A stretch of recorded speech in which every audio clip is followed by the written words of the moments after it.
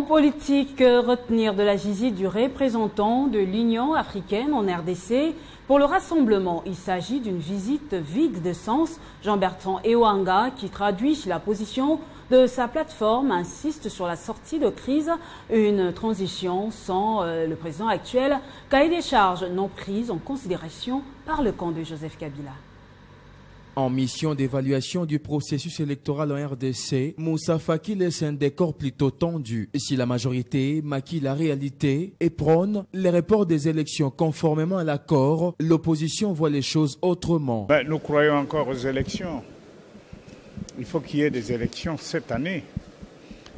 Et s'il n'y a pas élection, ça veut dire que le pays doit être dirigé par une personnalité autre que Joseph Kabila. Et Joseph Kabila a multiplié des stratégies pour retarder les élections. Et la suite de cette politique, c'est que le malheur qui frappe le pays, vous avez la situation de Kasaï. Et si les élections étaient organisées en 2016, il n'y aurait pas Ouvira. Vous voyez que c'est une présence trouble à la tête du pays. Et nous croyons aux élections avant le 31 parce qu'après, le peuple va s'assumer conformément à l'article 64. Cette position est exprimée dans un communiqué de Pierre Lumbi, président du comité des sages du rassemblement. Cette coalition évalue cette tournée du représentant de l'Union africaine. Pour les rassemblements, seule une transition sans Joseph Kabila est une option viable.